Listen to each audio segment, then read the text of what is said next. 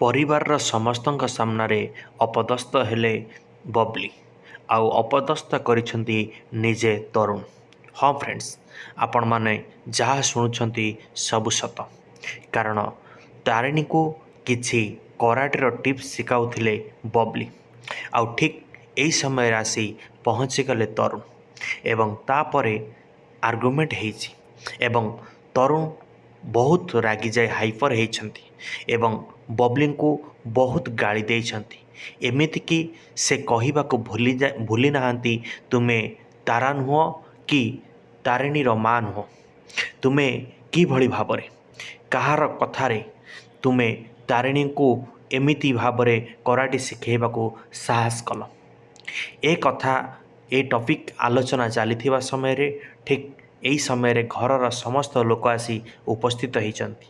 ଆଉ ତାରିଣୀ କହିଛି, ଦେଖ ଖଡ଼ୁସ, ବବ୍ଲିଙ୍କର ଆଦିରେ କୌଣସି ଭୁଲ ନାହିଁ। ମୁଁ ତାଙ୍କୁ ବାଧ୍ୟ କରିବାରୁ ସେ ମୋତେ ଶିଖେଇଲେ।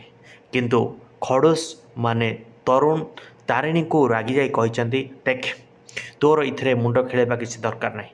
ତୁମେ ହେଉଛ ଛୋଟ ପିଲା, କିନ୍ତୁ ବବ୍ଲି ତ ଛୋଟ ନୁହେଁ ନା। ତାଙ୍କର ବୁଝିବାର ଶକ୍ତି ଅଛି ଆଉ ଜାଣିବାର ତୁମଠୁ ଅଧିକା ଜ୍ଞାନ ଅଛି। ସେଥିପାଇଁ ସିଏ କନସିୟସ୍ ହେବା ଦରକାର ଥିଲା।